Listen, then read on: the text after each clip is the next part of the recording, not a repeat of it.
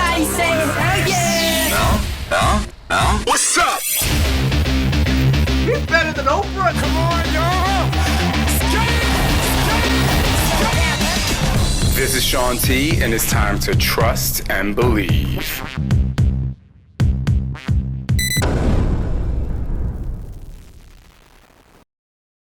Let me tell y'all something. So one time, I called my friend on the phone, right?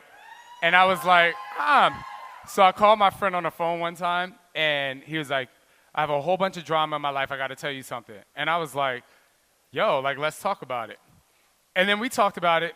You know, he went through this whole issue. So we had the conversation, and then we finished the conversation, and he was like, cool. I was like, you cool? He's like, I'm cool. I'm like, all right, cool. You're going to take this information. You're going to process it.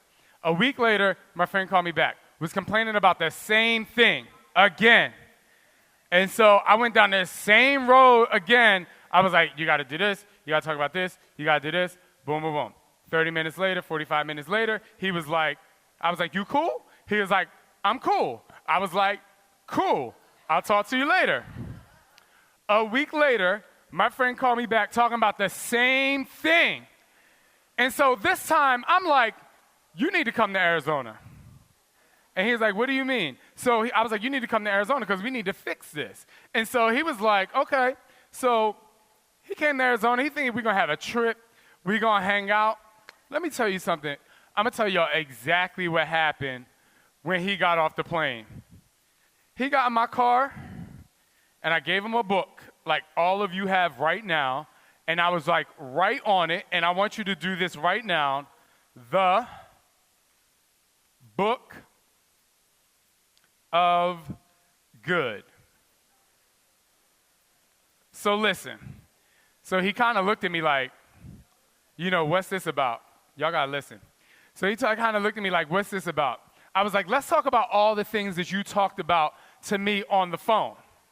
And he was like, oh, I'm having problems with this. And I immediately was like, okay, what did you learn from that situation? What good came from that situation? Because when we go through stuff, when we go through weight loss, or again, when we go through gaining the weight back, or if we go through a divorce, or if we go through cheating on somebody, because it ain't always the other person's fault. But my point is, all this stuff that happens, and we complain and we complain and we complain, can be turned into good. As we go through this journey for the next half an hour, it's going to be rapid fire. What I need you to do is whatever you think about that you might struggle with in that particular context, what I need you to do is write down the struggle and find from it what good can come from that struggle. But here's the thing, and this is for anybody in this room right now. If you are going into Transform 20 or 80-day obsession or Lift 4 talking about I'm going to modify, I need you to come out of the modification at least one time per workout so that you know you can take yourself to the next level of who you are. This, ladies and gentlemen, is the Book of Good. And the reason why I want to start out with the Book of Good is because as we get into your relationship with food, is your relationship with everything, is when I say something, and it might trigger you to think of what you actually struggle with, I need you to write in your book. Now, here's what I'm going to say. If I see you looking at me the whole time, I'm just going to be like, you better write something down. Okay? Y'all all got a pen. Your relationship with food is your relationship with everything. If you're unorganized and scattered and gossipy, your food is going to be unorganized and scattered and gossipy. Do you hear what I'm saying? If your room is dirty and you don't make your bed in the morning, guess what your food going to look like? A bunch of slop. So you got to have control. Now, there are some people might be like, yo, my house is really dirty, but my food is on point. Okay, so then you need to clean your fucking house, okay? All right? What I'm trying to say is your relationship with your food is your relationship with everything. It's not about the food. It's how you actually run your life. You know, my second job was McDonald's, right? And I loved making quarter pounder with cheese. You know what I'm saying? 10 on the turn. Shaun T was hitting 10 on the turn, right? But I used to take those quarter pounders home at the end of every night. And me and my grandparents, if you read my book, you know how important my grandparents are to me. We used to tear it up. But I would go to track practice the next day, and my coach would be like, what the hell's wrong with you?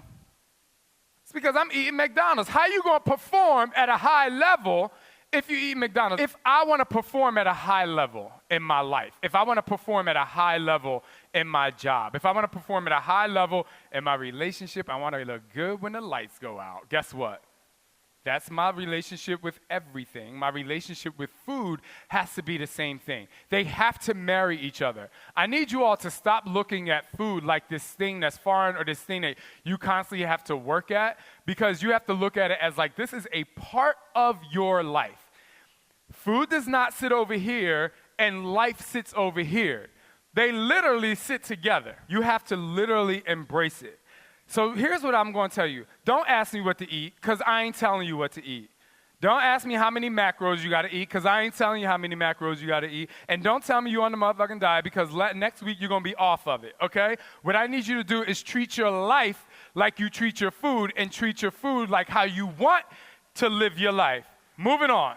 The first step of this is communication. Everybody will tell you that communication in a relationship is the most important way to make your relationship thrive, right? If I talk to Scott and I'm constantly telling him things that are false, if I'm talking to Scott and I'm telling him things that are false, and you guys know how much we absolutely love each other, right? Well, if you don't know, now you know, right? We absolutely love each other. Every single time I tell him a lie, guess what's going to happen?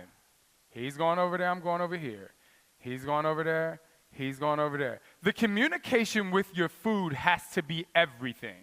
Question, when you go to eat that donut that I don't have right now, when you go to eat that donut, do you eat the donut and you're like, okay, I'm really, really happy I'm going to eat this donut right now. And then when you finish the donut, do you say, damn, I really wish I didn't eat that donut right now? Because if you're saying, I wish I didn't eat that donut right now, then you didn't communicate with the donut before you put it in your mouth. You need to communicate with the food before you put it in your mouth. You need to communicate with the woman or the man before you get in a relationship. You need to know what you do, what they can do before you lay down, okay? And before you lay that food down, you need to know what it's going to do for you. Communication. So, you have the book of good. What is your biggest struggle with food? And now what can come good out of that? Now, I'm going to ask a question, and somebody better raise their hand, because perfection is temporary, change is constant, and there's no one in this room that's perfect. What's your biggest struggle with food? Go. Sugar. All right. Somebody said consistency, right? Let me tell you what it is. Okay. So in the book of good, my struggle with food is consistency. All you got to do is circle the word consistency. This is the good that comes out of that. But here's the lesson. If you have a problem being consistent with food, it purely comes from the fact that you give food too much power. And you're chasing something that's not attainable.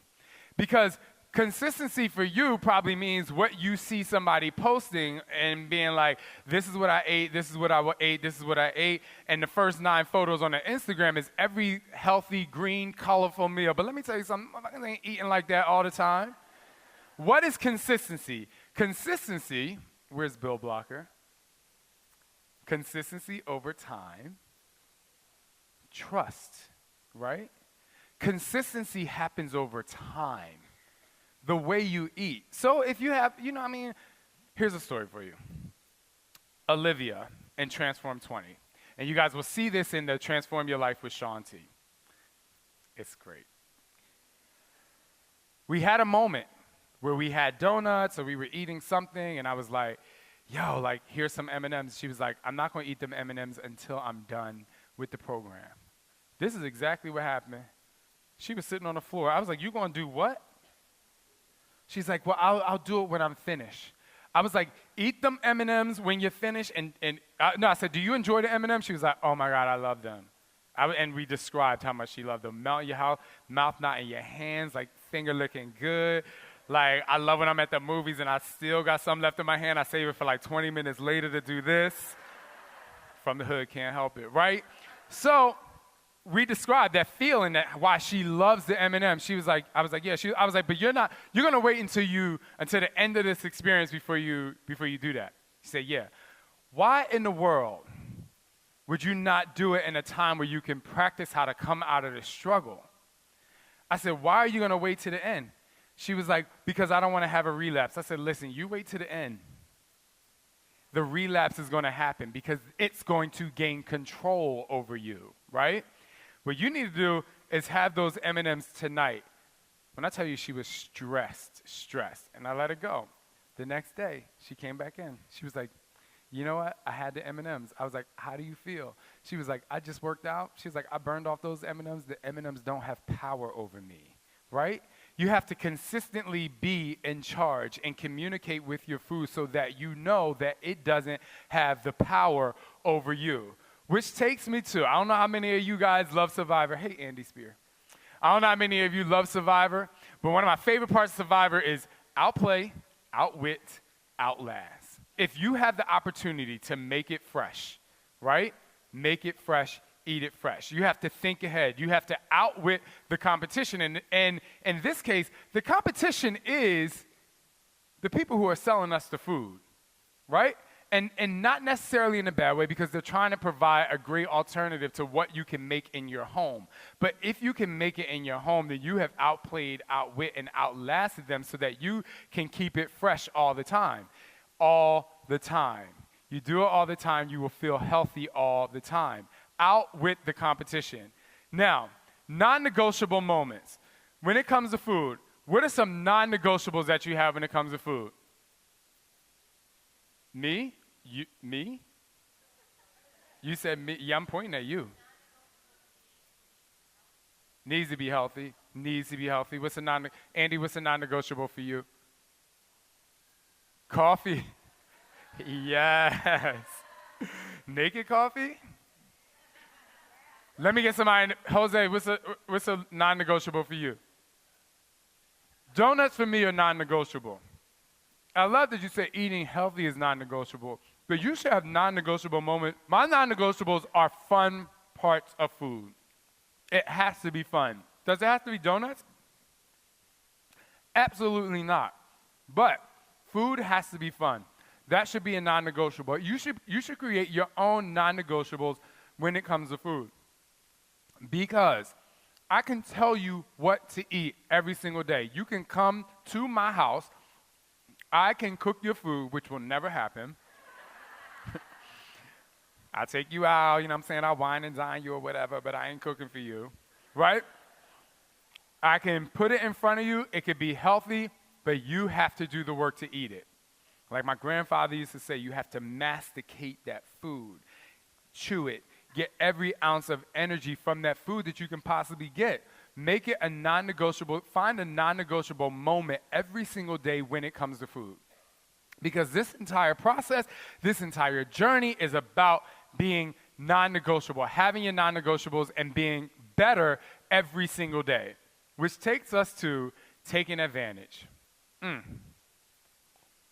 Y'all be taking advantage of your food, especially those of you, Fortutina, that go for consistency all the time, and then what? It becomes a struggle. Because would you get in a relationship where somebody was constantly trying to take advantage of you? If before you actually agreed to be in this relationship, if somebody was constantly being like, hey, I'm late on my rent, can I borrow $500? Right? Oh, I forgot if a coworker was constantly like, I forgot my lunch money, can you spot me for that salad? Because she probably only eating salad at lunch anyway, don't get it twisted. Right? Would you get in a relationship with someone who's constantly taking advantage of you? Okay. In the same breath, you need to stop taking advantage of people, if you are that kind of person. And furthermore, don't let your food take advantage of you, and don't take advantage of your food.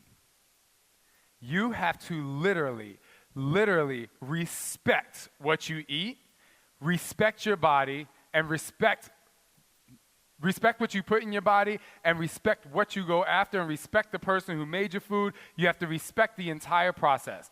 That's why I love picking and choosing what I want to eat, and choosing it in a way at which I know is going to fulfill me in such a great way. And guess what? If I make this food, I'm going to eat this food, I'm going to enjoy this food. I'm not going to take advantage of this food. I'm not going to throw away this food. I'm not going to stop at McDonald's. Not anymore. You know, you're taking advantage. Let me tell you what taking advantage of your food is. And in turn, your food takes advantage of you. How many people in here are lactose intolerant? How many people eat ice cream anyway? Right. I stopped. Because I was taking advantage of the fact that I loved ice cream, but guess what? The lactose was taking advantage of the fact, he was like, cool. He was like, when I go on into you can have a stomach ache that night and you run into the bathroom in the morning, right? Why am I going to choose to be in a relationship with food where I know the outcome is going to be a negative one? Now, when I eat donuts, I feel really great about who I am. The donuts aren't taking advantage of me. And I can share them with friends, but they only get one bite. My point is, don't eat food that's going to make you feel bad later. Now, we can take it back to the communication with food and talking to it. You know, sometimes you do have a conversation, but the end result is not quite what you thought it was going to be. But in this situation, you know that if you eat the ice cream or if you eat the pizza or if you eat the pasta, what's going to happen in a situation that's going to happen that's not good. So don't take advantage of your food, and don't let your food take advantage of you. You have to be rapturous. You know what I'm saying? You have to express with great pleasure. I know some of y'all have seen this before, but donut.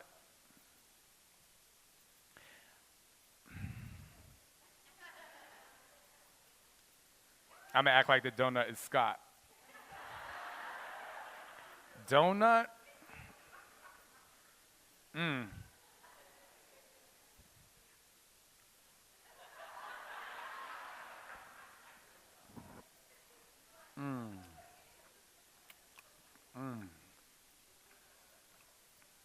But here's the thing, y'all being fresh, but I eat healthy food just like that. It's not just the donut. It's whatever salad I make that may have the avocado, that may have the salmon on it. It's whatever I make this, well, I don't make it. It's amazing vegetarian cheesesteak. I love cheesesteaks. I used to look at cheesesteaks like that until they started taking advantage of me, lactose intolerant. And now I make food that I literally can express great pleasure to. So here's a challenge for you in the Book of Good. Right now, I'm going to give you 15 seconds, so you have to write really fast.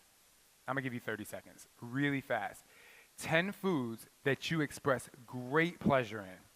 3, 2, 1, go. 10 foods, come on. Eat it like I eat that donut. Here. How many people had a hard time writing down 10? Okay. Here we go. Write down 10 foods that aren't the healthiest foods that you love. 3, 2, 1, go. Go. Oh, yeah. Some of y'all probably wrote them in the first column, didn't y'all? Exactly. Keep writing. Keep writing. See, y'all, I know y'all. I know. Damn.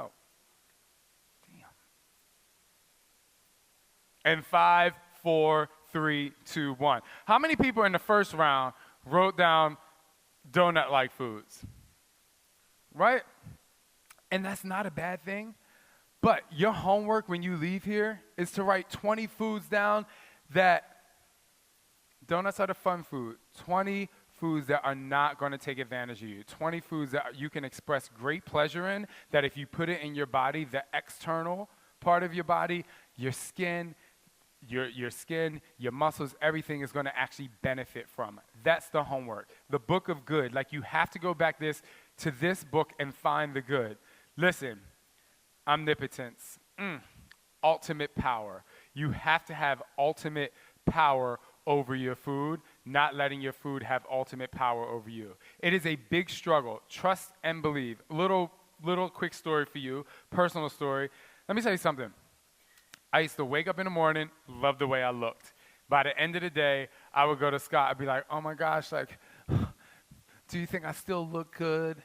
Oh, my gosh, whatever. I wouldn't work out for a day. Scott, do you still think I look good? You know what I mean? Like, that I was giving everything else the power instead of embracing who I am and what I feel, right? And what I realized is that if I keep my nutrition on point throughout the day, at the end of the day, I'm not asking that question, right? So I had to give myself the power back, right? Omnipotence, have ultimate power over your entire day so that the beginning of the day, when everyone's like, take your selfie in the beginning of the day because that's when your abs look better, when you get to the end of the day, yeah, you drink some water or some coffee, like Andy, right, and me, but at the end of the day, you can still feel like you have power over your food and your food didn't have power over you. And last but not least, make it everlasting, right?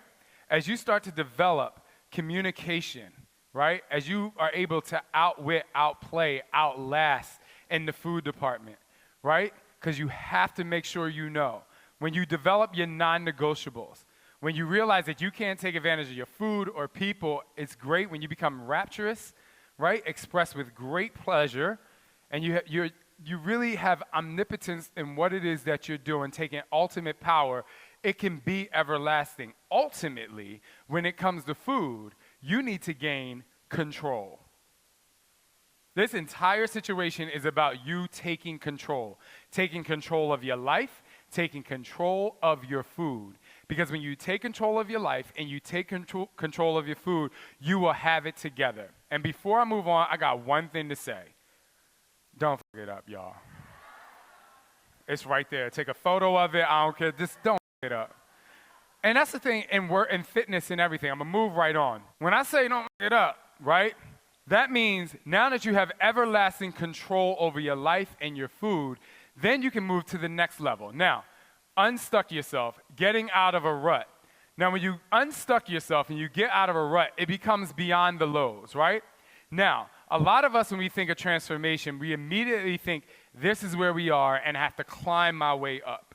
We're like, oh my gosh, this is where I am, I have to climb my way up. When in reality, you're only at rock bottom for a second.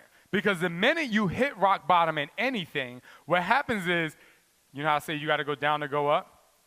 Life bounces, okay? Life bounces like a basketball, and you already know the minute you hit rock bottom and you say, I just hit rock bottom, you have already elevated yourself to understand that you need to make a change. So when you feel like you're low, you have to understand you're already beyond the low, right? Because let me tell you something. You lay down all day and don't go to work and your bills don't get paid, guess what? Somebody's going to roll you out the house and you're going to be sleeping in this cold-ass weather in New York City. But when you lay down at night, you get up in the morning, you get beyond the lows. You push yourself. You go a little higher. So in those moments when you're working out and you take a break, it's okay. I know. You push. That's why I say to yourself, I tell you to say to yourself, I can do this. You're never at the bottom for a long period of time. You're always beyond the low. You are always beyond the low. I'll say it again. You are always beyond the low. So when we have these talks and these Facebook Lives, you say, I'm in a really bad place. The first thing I'm going to say to you is, you're already beyond the low because you already told me you recognize that fact that you are in a bad place.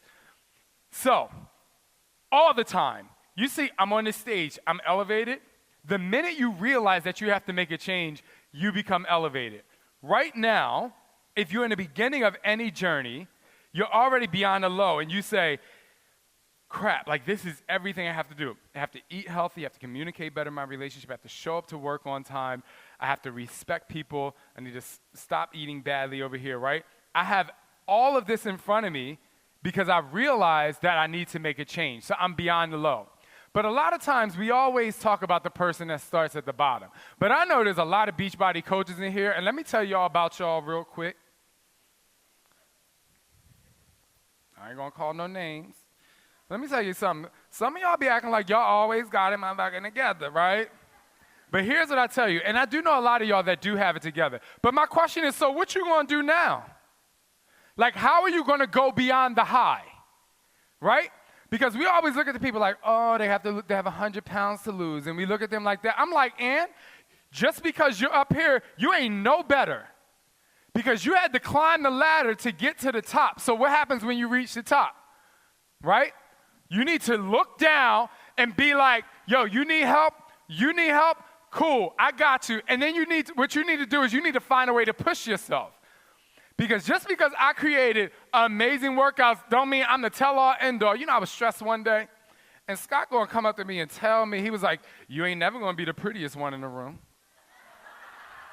You ain't never going to be the ugliest one in the room.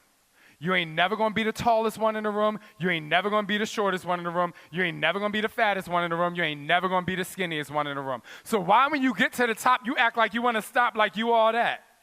Take all that, use all that, and propel yourself beyond the highs. Because we spend way too much time in the beginning. We spend way too much time trying to hold the hand of the person that has to lose 100 pounds. You know what? You ain't no better, because where you going to go? And that's why, in the same breath, I hate when I meet people and they like, you don't even got to work out. I say, bitch, what? What got me in the place when I was 50 pounds overweight is when I stopped moving, right? My point is, we can look at the person that's starting whatever, but they're already beyond the lows, just like you when you're at the top. How do you take yourself beyond the highs? That's how you can literally live in the middle of you, hugging yourself with yourself. You have to literally go back to the beginning. If you're one of those people that's already up here, you have to go to the beginning and be like, this is where I was. Like, that's where I was, and I was having a tough time, but you know what? Those lows, I'm beyond the lows right now. Then what I need to do is say, yes, I have a great amount of success, but how am I going to continue to push myself forward? What lessons have I learned from there that I can push to get myself there and win? And when you actually get there, then you can put yourself, and I said before, you're the nucleus of your existence. You can literally put yourself in the middle of the experience of you, the experience that you created for yourself, and you can hug yourself with yourself. Because like I said before I left this stage, let me tell you about little Shawnee. I'm like, come through. I'm like, yeah, I cried every night. I went through a whole bunch of stuff. I hid a lot of my life, you know what I'm saying? But he has to hug me just like, you know, the 50-year-old Shaun in 10 years is going to have to hug me too, right? The baton exchange doesn't always happen here. The baton exchange happens here. It's a full 360-degree rotation of you embracing yourself. When you embrace yourself beyond the lows and when you embrace yourself beyond the highs, let me tell you something. All y'all coaches that got these teams, if you're a coach and you have a team, you need to stand in the middle and you need to treat the person that's new just like the person that's making you the most money. That person that just walked in, but it's not just about coaches, it's about your life. What about your family? Just because somebody going through something, you have to change your mindset, which I had to do in my own right, in my own life. Change your mindset. Not everybody's going to be where you're at, right? Now, don't let them take advantage of you. I'm saying, y'all know, I know. But at the end of the day, that new person, just because they ain't making you that dollar, ain't no better than the person that's making you the $5,000. Because let me tell you something. That person that's not making a dollar, when you reach back to them and you say, hey, hug me, you give them a voice and a feeling, they're going to rotate around. And they're going to percolate the goodness that you want to bring. But unstuck yourself. Don't get stuck with just being great. Get stuck with being greater and embracing when you didn't feel like you were great in the first place. And then you will go beyond the finish. I'm already 50 years old. That's not saying that I'm not living in the present. I'm living in the present, but I'm like, so Shaun T. or Shaun Blocker, what you gonna do for me? And guess what 50-year-old Shaun T gonna say? What you gonna do now? Go beyond the finish. Talk to yourself. Talk to your future self. Talk to the self that needed to go beyond the lows. You came here today to learn, inspire, and transform. the way to do that is to constantly write in the book of good. This is, this little raggedy book or whatever that you could just put on your nightstand or in your nightstand. But my challenge to you is to put it on your nightstand. And when I'm the kind of person that when I wake up in the morning, the thoughts are brewing like crazy. Put it on your nightstand, y'all. This book, if you actually utilize this book, every single time you reach a challenge, write in this book, what is the positive moment that you got from this challenge? I promise you, if you are transparent enough and you write in this book, you will have a book of good. You will be able to control your food. You will have everlasting relationships. You won't just look at the person that needs 100 pounds to lose as, oh, you have 100 pounds to lose. And you won't just look at the person that's helping you the most as the greatest of the greatest. You will literally be able to sit inside yourself, to hug yourself, so that you always conquer your mind, transform your life, and run through the finish line. Thank you guys so very much. Thank you.